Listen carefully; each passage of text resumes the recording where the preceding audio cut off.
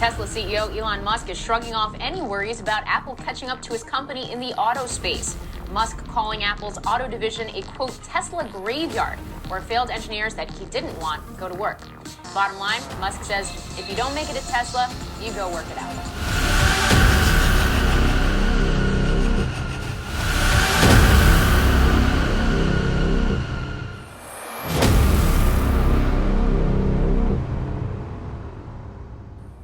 Well, what is going on, guys? Luke here today, and I want to talk about the latest Apple rumor shaking up everything and even catching this guy's attention.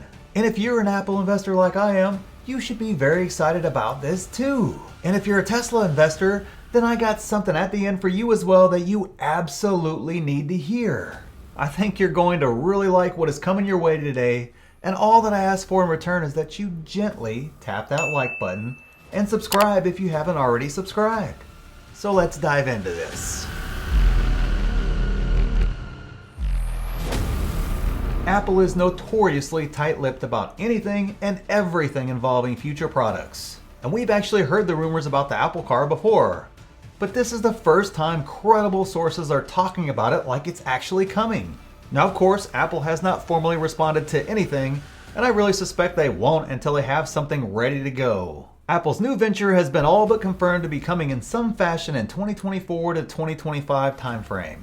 Now, what role Apple will play in all this, if it's just going to be software, or will it be the whole car, or something different altogether, has yet to materialize, but I think this is the single most important product that Apple has ever been a part of. And no, I'm not a newbie. I have been involved with Apple stock for over 20 years, so I've pretty much seen it all with this stock. They are the biggest dog in the yard, and they continue to push the new heights of dominance and profitability. However, one thing has irked me for years about Apple. After the iPhone, what true innovation have they done? I was there for the iPod. That changed not just electronics, but turned the entire music industry upside down. And of course that trickled into iTunes and other products, but the game changer behind all of that was the iPod. Then just a few years later, they turned the phone game upside down with the release of the iPhone. I mean, people still sit outside in giant lines to get it on the first day of release and basically put down a house payment for the privilege of waiting in line. Even the new M1 chip, again, a game changer, but it's not like the iPhone or the iPod or even the iPad. But really, since the iPhone, what has been the world-changing product Apple has put out there? Now, yes, I agree. It is great that Apple is so profitable that they can pretty much do nothing and continue to make stupid amounts of money year over year. And sure, getting a 10 to 20% return on my stock year over year is crazy given their size. But with all that cash, and more importantly with their past history of innovation, I don't want to see their stock turn into Walmart. I want them to continue to be the Apple that I fell in love with so many years ago.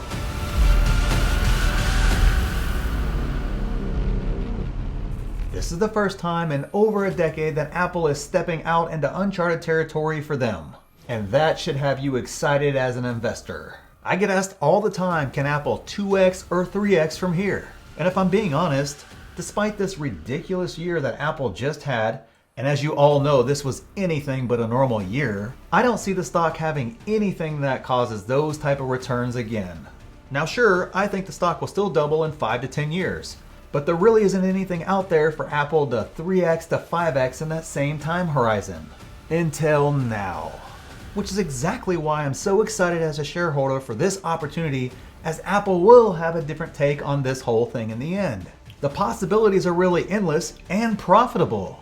Do they produce their own car? And if so, do they use the Neo model and use others to build it to their specification like they do with their other current products? Or maybe even acquire a few of these startups to build it for them? Or do they just provide the software and systems to other automakers? Even if Tesla dominates like no other car company ever has, and 60% of all EV sales in the future are Tesla, that slice of the pie on the other side is still a massive opportunity for Apple. And it's completely possible there's something else completely mind-blowing in the works that no one will see coming. Who knows at this stage, but that is what is so exciting about all this.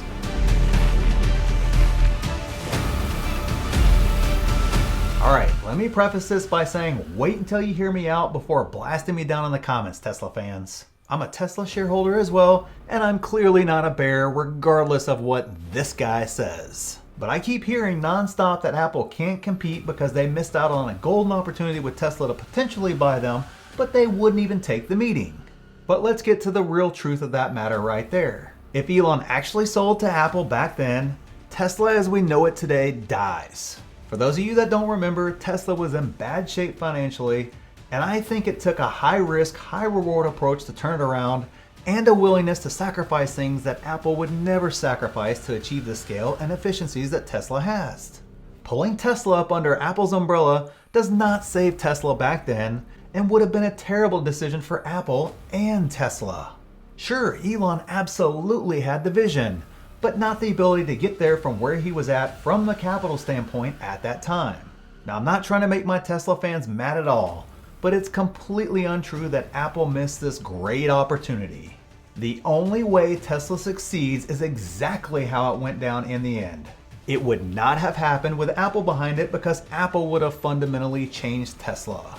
If Apple had bought Tesla, turned it around, and made it into a success, it would look completely different and not be the Tesla that we know and love today. So I actually think it worked out perfect for both companies. Now today, Apple is on the other side, and I think Elon would admit Apple is the first formidable foe he will have to face. Forget about the legacy automakers, forget about all the startups out there, forget about the Chinese companies. Apple is the first company that has the cash, the skills, and the expertise to even remotely come close to competing with Tesla. And there is plenty of room in this space for Apple to be a huge player as well. And I think Tesla will actually be better in the end if that's possible because of Apple's involvement and innovation that only Apple can bring, which would be great for your Tesla shares.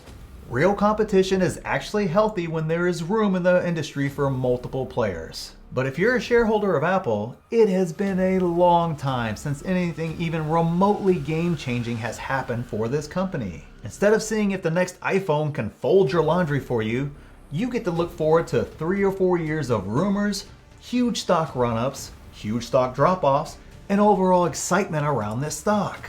Honestly, I quit caring about iPhone releases years ago and was honestly treating my Apple stock kind of like Walmart stock until the illness hit and turned everything crazy in the market. So being in the stock for so long and remembering all those crazy times back then, I welcome those crazy days with this stock back with open arms, as it's been a long time since I've been this excited about Apple and the opportunity to once again make huge money with this stock.